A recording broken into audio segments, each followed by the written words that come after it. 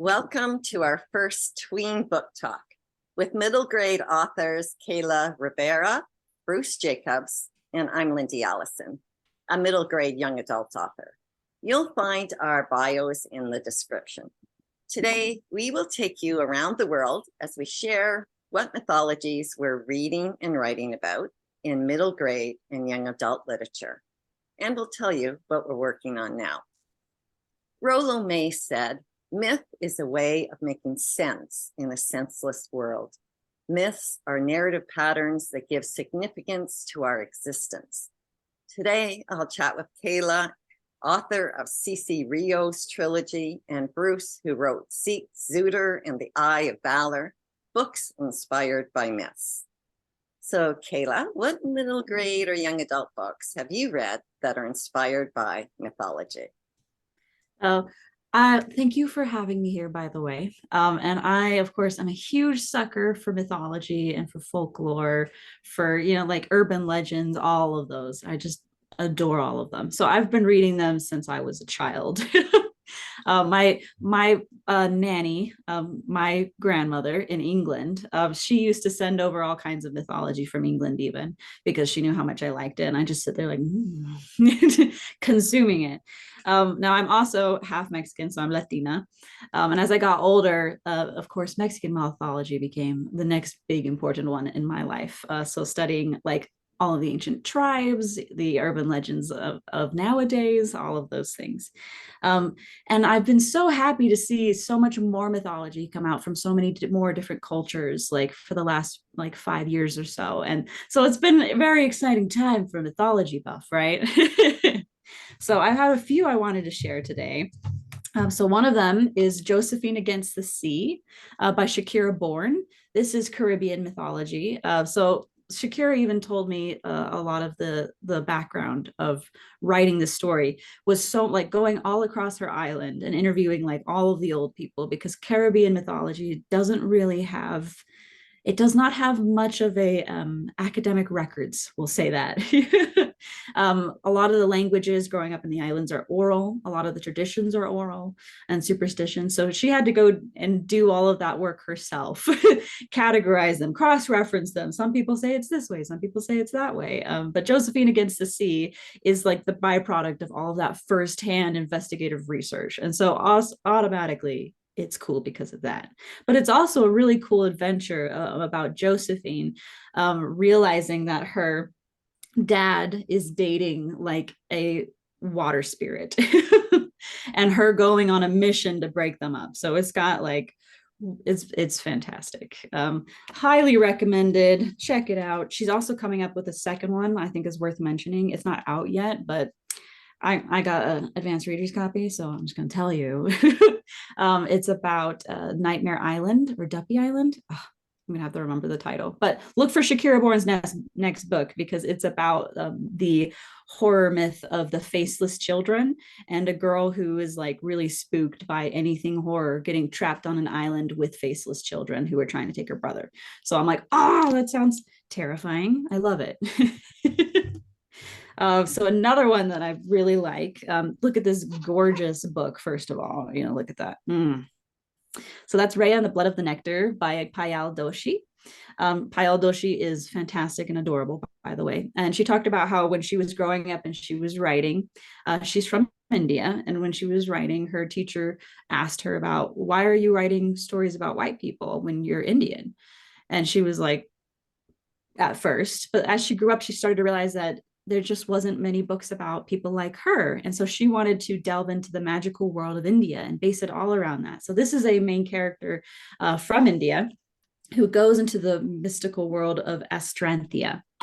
And she meets all kinds of things, like a woman with a butterfly face, a lizard man, and like, it says blue lizard men, and serpent lilies. And so there's all kinds of like amazing magical world to dive into here through Rhea, who's on a mission to go save her brother. And if there is anything that appeals to me, it is saving ex-family member. That is a very appealing thing to me. I used it in Cece. So I highly recommend those. I could probably recommend more, but I will not take up the whole time with my own passions. Okay, so Bruce, what mythologies have you been reading about in middle grade or young adult literature? Yeah, thanks, Lyndi and Kaela. It's so good to be here with both of you. A little bit about my background, and this will explain a little bit, I think, my interest in mythology. So I grew up as an Air Force brat, as they say. My dad was in the U.S. Air Force. My mom grew up in Mexico, and so I've had the chance to live all around the world, and that's really exposed me to a lot of different mythologies. I've lived in England, Germany, Norway.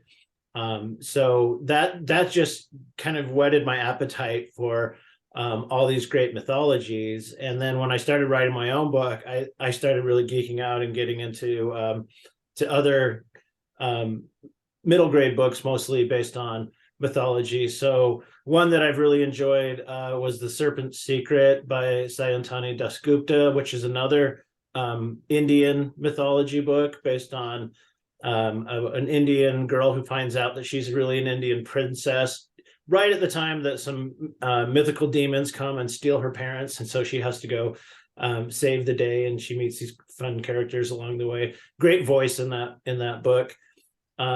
The Stormkeeper's Island by Catherine Doyle is about two young Irish siblings off on an island off the coast of Ireland, and they discover that they're heirs to this kind of magical trust called the Stormkeepers, who are tasked with keeping an ancient Irish mythological creature from returning and destroying everything. There's The Alchemist by Michael Scott, which is a lot of fun because it blends mythologies from all over the world and kind of puts them all in the same universe. And this one big worldwide pantheon of immortal beings. So, and then of course there's Lightning Thief and all the Rick Riordan books that everybody's familiar with. And I just did finish reading Cece Rios in the Desert of Souls. Listened to it on Audible, and so I won't try to introduce that one because that's your book, but I'll just say it's fantastic, and you can see why it's won multiple awards. So there's so much great stuff out there, and like Kaela said, you're finding more and more of it these days, and it really is. It's educational, but it's just fascinating. Oh, that reminds me, I forgot another book that I have to bring up. It's so good. So it's not out yet. It's out in September. So sorry about that, but keep an eye out. Pre-order it. It's available. Pre-order it. So it's Tessa Miyata is No Hero by Julie Abe. So I love Julie Abe. She wrote Ava Evergreen, which was just very Studio Ghibli. I loved it. But Tessa Miyata is No Hero is like it's kind of got the Rick Riordan vibe of like it's a modern, contemporary fantasy. But she goes in and she meets like the seven lucky gods, and she has to face like so many cool things. She meets the unlucky god, of Japanese myth and folklore, and it's just a pleasure to read. So look out for that one. I wish I remember where I put it, but it's beautiful. It's got that anime vibe that I also love because I grew up on that anime vibe. So had to throw that one in there too. What about you, Lyndi? What about what are some of the books you've read that are based on mythology? Well, first, I'd just like to say thank you to both of you for introducing me to some new stories. One of the great things about story and mythologies is it connects people as it's connected us here today. I've never met either of you. I'm just being introduced to your stories. So thank you for being here. Particularly, I've enjoyed hearing about the own voice stories that haven't been told in other places. I think that's hugely significant. So I recently read a young adult book called Elementals, The Prophecy of Shadows, and it's by Michelle Madow. And it's the introduction to a 5-book series. So the protagonist in this book, her name is Nicole, and she's finding after moving to a new town, it's hard to go to a new school, which is understandable as a teen. And then on the first day, she discovers she's in this elementals class, and each one of her classmates is actually the descendant, some of them a distant descendant of a Greek god. And she's introduced to her ability to control elements. And she's introduced to these other students who control them as well, including Blake, the guy she has an instant attraction to, and the guy who already has a girlfriend. Now, while her class is outside one night, it's like a class field trip, the Olympic comet passes over. So Nicole and 4 other teens discover these abilities that they have are suddenly enhanced after the comet goes by. Now, I couldn't find a comet called the Olympic comet in Greek myth. However, the comets were really important to them, and they were something that signified either a good thing or a bad thing was about to happen. And so naming it, after the Olympic Games, which are held every 4 years in Olympia, made this part of, Greek culture come to life for me. So these 5 teens, they're asked by their teacher to solve a mystery of a prophecy, and they have to follow these clues. And one by one, they're called upon to use their enhanced element to solve it. So, if their element is water, there's some aspect of their enhanced control over that helps them to discover their particular next clue. And then one of the clues leads them to a statue of Zeus. And many of you probably know Zeus holds Nike in the palm of his hand. She's the goddess of victory, and she judges gods and humans who are in competition. And Nicole is a Greek name meaning people of victory. So the reader hopes that she can lead this group of teens to overcome whatever bad situation is going to arise. Other aspects of the book, like the setting and the characters' descriptions, allude to aspects of ancient Greece and the Greek myths. The author suggests Daniel's house looks like it belongs on the Athenian Acropolis, and its 2-story columns and a triangular roof with engravings in the front sound to me like an allusion to the Parthenon. And she calls Danielle, who wears this sparkly dress, Aphrodite risen from the ocean. Perhaps this representation of Danielle as the goddess of love and sometimes war is foreshadowing for the trouble she's going to create for Nicole, who's attracted to Danielle's boyfriend, Blake.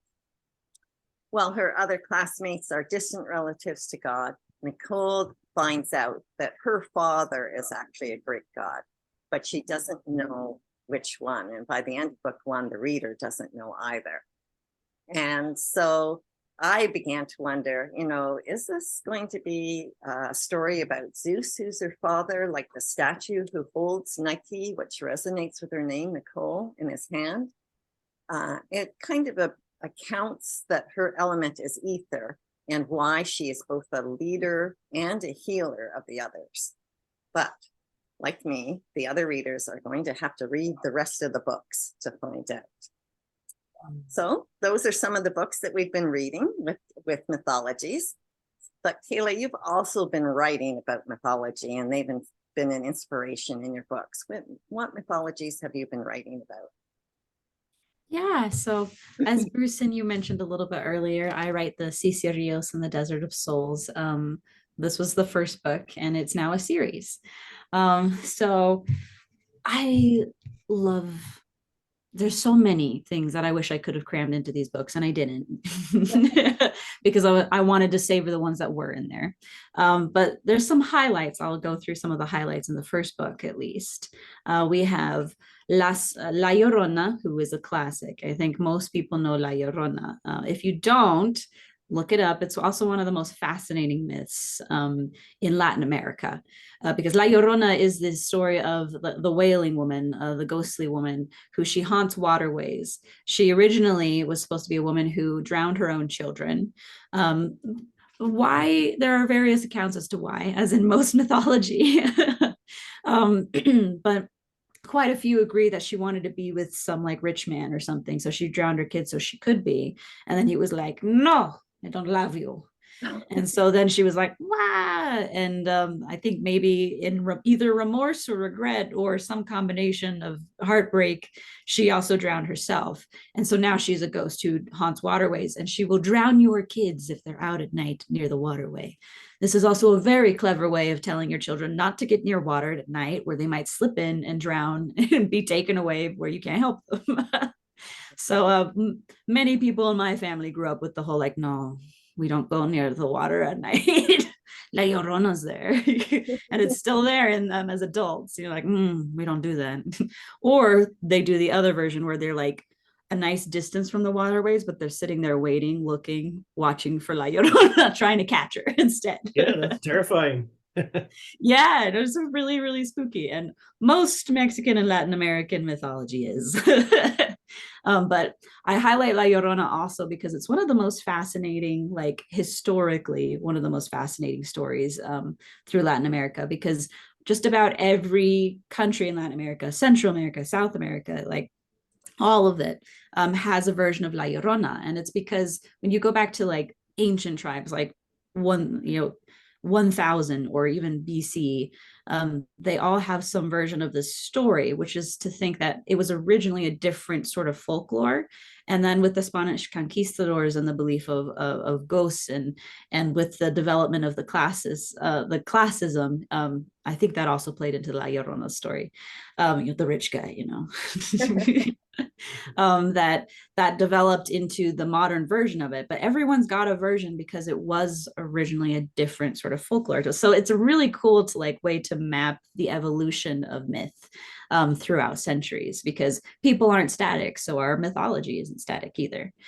There's also other it's morning. There's also plenty of other like cool mythology that I wanted to explore. So coyote is in my book. There's animal criaturas and dark criaturas. The dark criaturas in my book tend to be sort of the more ghoulish, really spooky stories, like La Lechuza, who is like a witch who transforms into an owl. There's El Serpent, who is this spooky yet kind of heroic man. I kind of think he's a hero because he like his dad tried to kill either his wife, his mother, or his daughter. It depends on the version. And so he killed his father instead to save them, or to get revenge for him killing them. Again, depends on the version. And he was cursed to carry his father's bones by his grandfather for the rest of his life. And you can hear him, and that death may be coming if you hear a whistle on the air. But I think he's really cool. In Venezuela, his story mostly comes from Venezuela, but there are versions, again, throughout Latin America. And he's kind of a subtle folk hero there. It's like, yeah, that's right. If you mess with a woman, El Sabon might come. Just saying, so they're like, yeah, Elsa Bond would protect me. So that's a good point also to point out in Cece, is that I tried to push mostly for Mexican mythology, but the truth of the matter is that Mexico is very connected with Central America and the rest of the Americas. All of us are sort of related. We have very different identities as countries and even cultures and tribes within those countries, but because we were all kind of conquered together, we also overlap a lot, and a lot of ancient tribes and ancient civilizations where our mythology comes from stretches beyond modern borders. So I did end up using quite a bit of Latin American mythology just beyond Mexico as well. Like El Sombreron, that's a pretty important one to call out in the book as well. He's the one who steals Cece's older sister. He kidnaps her because he's the bride stealer. And he takes her away, and that starts Cece's whole journey to go and get her. So El Sombreron in actual mythology, I love to point out the differences between how I've done the retelling and what the original was like. El Sombreron was he's kind of a comedic character, actually. He's obsessed with braiding hair. The hair of the girls he steals, as much as just like random horse hair and stuff like that. He'll braid horsetails, he's kind of like a really squished, kind of trollish looking creature most of the time. Though there are versions that make him much scarier. I made him terrifying intentionally in my book. So he's like 8 foot tall. He's like made of shadows. like he's got red, like glowing red eyes. He's got his silver guitar that he does have in mythology, and he uses it like a siren song, just like in mythology. But I wanted him to be scarier because I think somebody who goes in and steals daughters from their houses, I was like, that's pretty scary. I want to impress upon people how scary that is. So I made a much like more intimidating version of him rather than going with the more comedic characterization of him. That's just a smattering of the stuff that's in my book, but those are some of my favorites. And I love looking at the different retellings. They kind of show you what mattered to the people at the time. So I like looking at those retellings like that, and the different versions of mythology that way. I was curious, is there kind of a different criatura for every animal especially in the desert region? Because you had so many in there. I mean, it made me think there's got to be one for almost every animal, I would almost imagine. Yeah, that is the intention in my book, is that the animal criaturas do match up. Like there's one sort of for every major animal, at least, because sometimes there's like 5 versions of this kind of scorpion. So I'm like, okay, well, this is Scorpion. He represents all scorpions. Right. So did a little bit of that. But that's a good call out too, though. Coyote. The shape-shifting is a pretty strong, long-standing tradition throughout most mythologies. So animal criaturas are the less ghoulish versions. And they sort of represent the shapeshifters generally throughout mythology. But Coyote himself, I also took Aztec influences because he was also kind of part god, but he was the most friendly with humanity. And he gave them music and dance, which I explore a little bit in the book as well. Animal criaturas, they fun. Yeah, and I think you speak to something really important in the writing process, that so many of the mythologies have these different versions. There's a varied degree of what resources are available. And, the writer needs to process and decide, how much of that to include, which aspects to include, and, how much their characters are immersed into those stories. And we have to make all these decisions. And it sounds like you had a lot of fun with it. I can hear it in your voice. And I'm sure that has to come through in the writing. And I'm thinking for, both your books here, I like to buy books for the classroom here in Panama, which is a Central American country. And one of the things I've discovered here is, as you were saying, it's very hard to find stories that they can read about themselves. And so for them to find some things that are culturally relevant, I think will be really, really key. So I'm really excited about I was doing a presentation recently about mythology and folklore in the Americas, and I noticed how difficult it is to find very specifically Central American protagonists. I was like, because it's a small stretch, but it's a very impactful stretch of Latin America. So I was like, made me feel better about doing the folklore mythology presentation, because the intention with that one is to help people represent their own culture more, like here's some starting sources, here's how to source, here's how to so I'm like, I need a Central American protagonist. Yeah, and you're inspiring me as a teacher. I'm a retired teacher from Canada, but I have opportunity to go into the school. So, to be able to share this idea that, there aren't stories from Central America, and this is an opportunity for them to share them. That's pretty exciting. Yes. Fantastic. What about you, Bruce? How you pull in the mythology into your writing? Well, thanks. And I was really happy to hear that you took some creative license with the mythologies that you wove into Cece Rios, because I did the same in mine. And I think it's good that way, because that way you're not you're really telling, and when you're writing, you're telling a story, right? And the mythology, for me anyway, it was just meant more as a backdrop.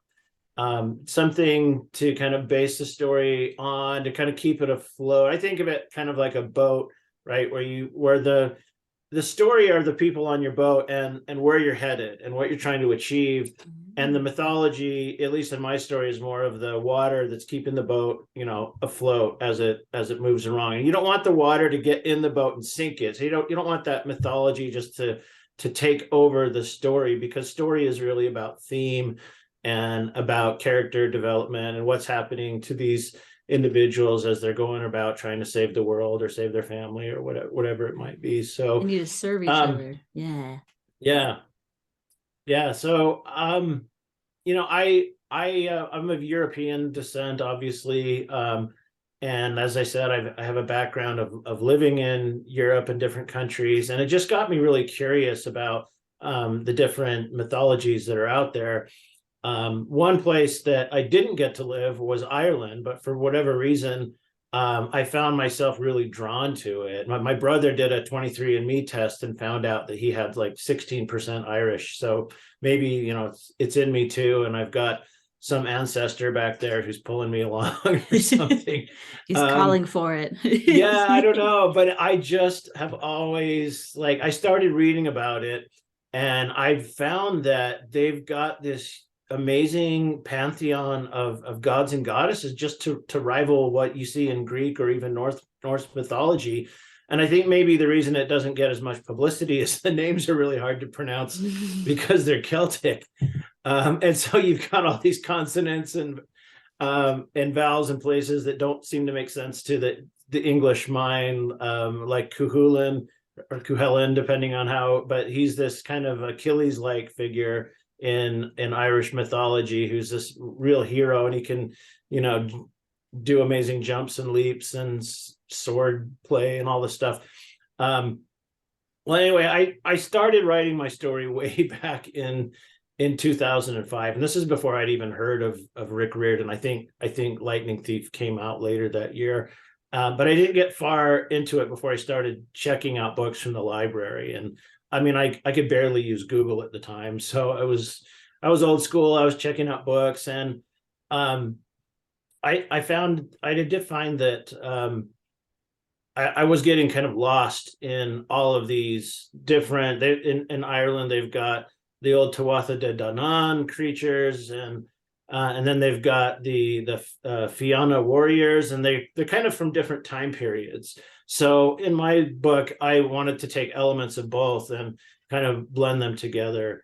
But really, the story is about a young man who one day he finds this kind of heirloom in his family garage and discovers that you know, he's descended from a man who was highly mixed up with Irish fairies and folklore, and because of that, he's got a nemesis who's after him, because it's a chosen one trope, and I know that's a common trope, but I still love it. And you know, he's got to kind of save the day or go back to Ireland and right this ancient wrong that was set in motion by one of his ancestors. One of my very favorite books of all time is Foals. And even though there's not much mythology in that, I just love the idea of this modern protagonist who has to fix something that went wrong in the past. So I wanted a way to do that, but also to have them kind of connected through time by magic. So without giving too much away, that sort of takes place in my book, and they're going back to kind of right this wrong that got set in motion a long time ago, and defeat a protagonist who's coming after Ireland and Zeke's family in particular, because she knows that that it all kind of depends on him. But yeah, that's my book, Zeke Suitor, and I'm currently working on a sequel to it. So how about you, Lyndi? What role does mythology play in your middle grade young adult crossover books? Yeah, well, first I'll just mention that idea of trying to right a wrong, it kind of plays out in my first trilogy as well, because my main character, Jace, his baby sister has passed away. It was a crib death. And he carries a fair bit of guilt around the fact that she was crying herself to sleep and he didn't go to her. And so he seems to think, in him not having done that, he could have been part of why she died. And so he ends up going exoplanet hopping to help save alien children. That's kind of the way he feels to make up to it. But before I get to that, I recently listened to a podcast by Discovered Wordsmith, and he was interviewing Fern Brady. Now, she writes space operas for adults, but she talked about how she and her students had created mythologies and cultures and then wrote stories about them. And that really resonated with me because it reminded me of my own teaching practice. In my grade 10 English classes, we studied creation and other types of myth from a text called Mythic Voices, published by McDougall Littell. And then my students wrote their own myths. And these myths were really important to these young people as they're kind of deciding who they're going to become, maybe considering where they were from first. And perhaps that's one of the reasons why I decided to write a young adult books about mythology. I write novella length books, so they're a little shorter because as a teacher, my students used to peel back the book and check how many pages it was because they were interested in a compelling story, but not a long one. And so, you know, I was really thinking about my students when I started to write, and, you know, they say to write what you know. And at that time we were teaching Greek mythology. So in my two trilogies, one of my co-protagonist is Gloria, and she's this Greek mythology nerd, and she's got this rival Jace, who's an astronomy geek. So they have some things in common, but they really approach life looking at it from a different point of view. So each of my books is set on an exoplanet that are light years from Earth, and they're near one of the bright stars in either the summer triangle or the winter hexagon. And so the Greek constellation myths around where those bright stars are located, they play significant roles, mostly in the final battles of each book. In the first trilogy, they're more like frames of reference or guides that Gloria uses to interpret her circumstances, sometimes in ways that are helpful to her scientific friend, and other ways he feels they're really complicating them for him because he does not think like she does. They both learn from each other's perspectives and those of the cultures of the aliens they encounter. And while Gloria is not a healer like Nicole in Elementals, the book I referred to earlier, she is able to sense when danger lurks. And Jace learns to listen to her premonitions, and she leads others in battles that are way bigger than herself. In book 1 of the Summer Triangle, so that's the lines between our stars, the teens teleport to a planet called Rhea, and that's near the bright star Vega, and it's in the constellation Lyra. And Gloria claims to hear the music that the heart star plays, and she writes lyrics to its melodies. And one of these songs plays a significant role in combating their enemy. Serpent is this giant snake who transcodes aliens into plants for its perfect garden, and they are trying to free these aliens. Book 2, that one's called The Bridges Between Us. It occurs near the bright star Deneb, and it's part of the Cygnus constellation. And the swan in that book is very important as a mode of transportation because the teens have to get to various islands and find keys to open a door because there are alien children who are trapped behind it. And there's a kind of well, I was listening to you and we were talking about the scary elements in your books, Kaela, because, you know, in behind that door is something. It's a little bit scary. So just a little warning. And Jason Gloria in the third book, they lead this pan of tribes who are, I'm not sure I'm pronouncing it right, but satyrs or satyrs, you know, part goat, part person. And they're going to a healing mountain in the clashing of our worlds. So I've really played over the course of the books with, you know, trying to come together and understand cultures, but also the conflicts that occur because our worlds really do clash. And in that particular world, Jason and Gloria are concerned because the children are being poisoned. And the Pan tribe is a very peaceful tribe, and they won't take up arms to attack the enemy and save the children. And so that there's a real clash of values there. But ultimately, the teens, they're called upon in the final battle, various characters from Greek myth. So Typhon, the father of monsters, the centaurs, who were known as the destroyers of civilization, and Kaela, Zeus's eagle. He's the bird who carried Zeus's thunderbolts. They all come to play as these three enemies culminate together in this battle. And it's interesting, at least in my opinion, I find it interesting how they have to navigate this idea of being peaceful, but also, not allowing their enemies to annihilate them. I just find that story is a powerful way to communicate. And then when we read stories from outside our culture, they inform our learning, cause us to question what we know, and then we start to come to an understanding of how others perceive things, maybe in different ways than we do. But best of all, I find they teach us to be compassionate. And that's why I think the stories you're reading and writing and sharing are so important today. So Kaela, you're continuing on with your series. In a few sentences, can you tell us what you're working on now?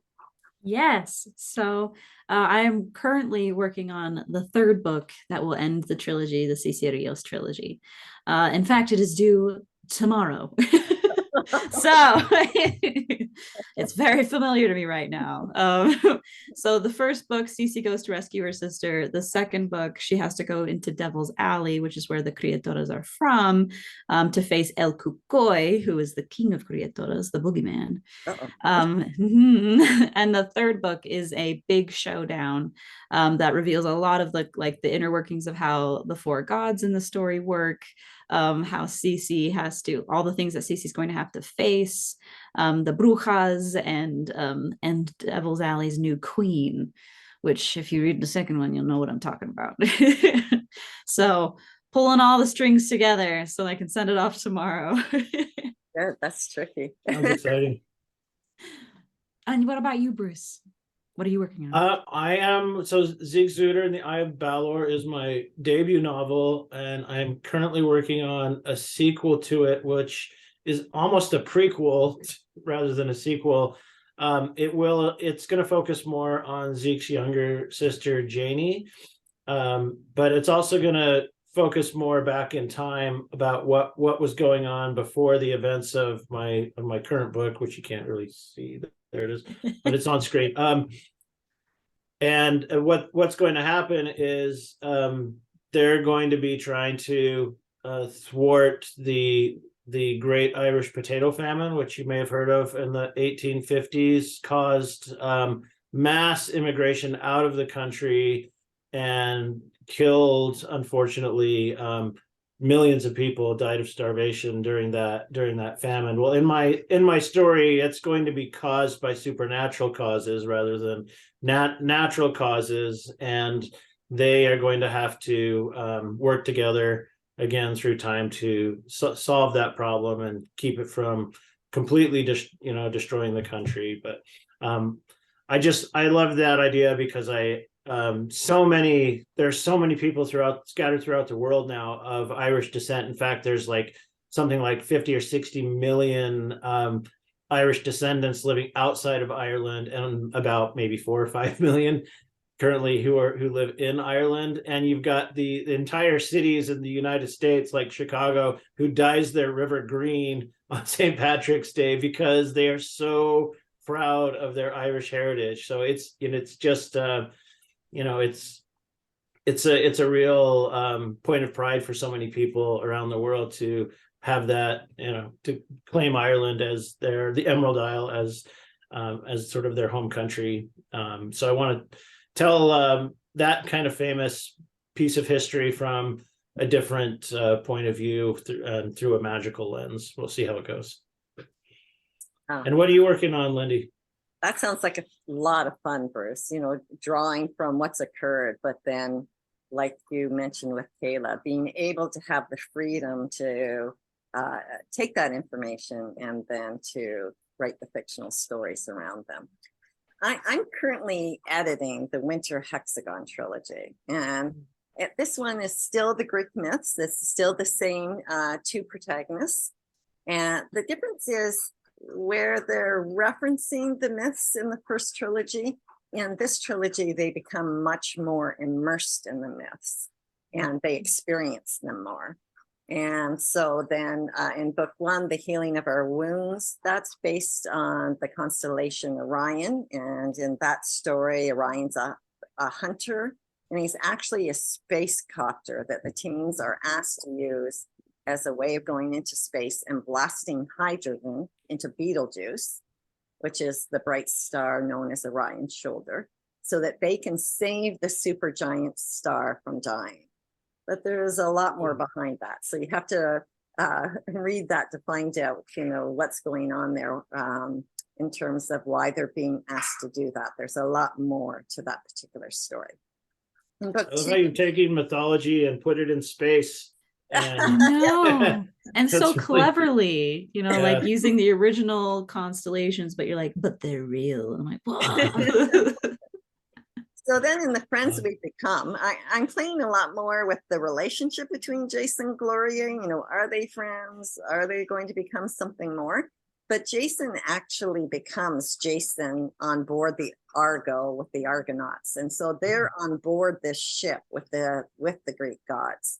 And like probably most mythologies, and certainly Greek mythologies, the gods are always up to all kinds of antics. So I had a lot of fun with that. And, Jace is very purposeful. He's trying to get to this port because he's trying to find the seeds his mom needs to heal his mom's cancer. And he's got these gods kind of like leaping around and wanting to stay on the island where all the women are and preferring to drink rum than get to their destination. And so I actually had a lot of fun with that particular story, and it carried over into book 3.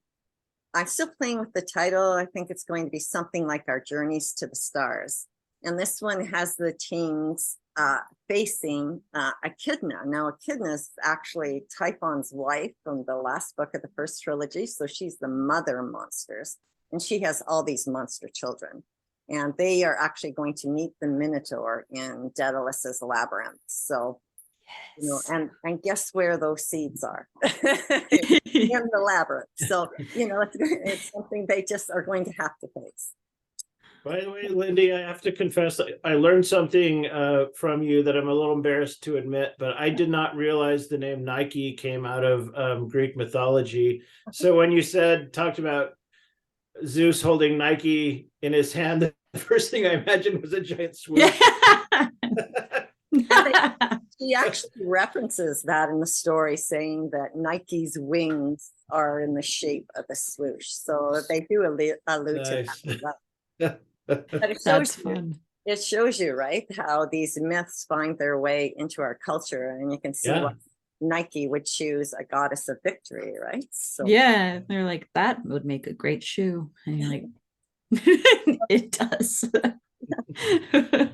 Kaela, thank you for joining me and sharing the myths and cultures in your stories. It's been wonderful to hear about them, and I'm going to explore them some more.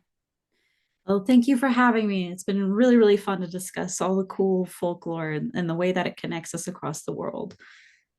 And Bruce, thank you for sharing your insights on mythology and middle grade literature. I've got some Irish friends I'm going to point your way so they can have their kids experience their culture and maybe share it with some of their friends.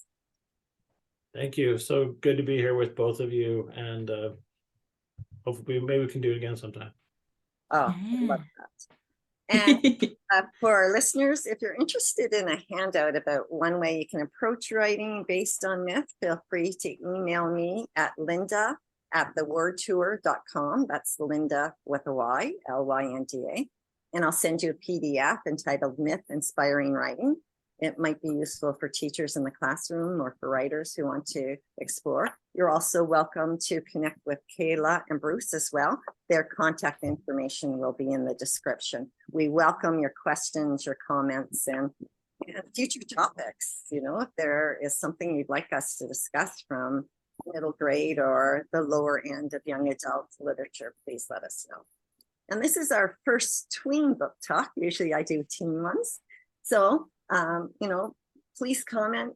Thank you for joining us. And most importantly, we hope that you will keep reading and you'll keep writing.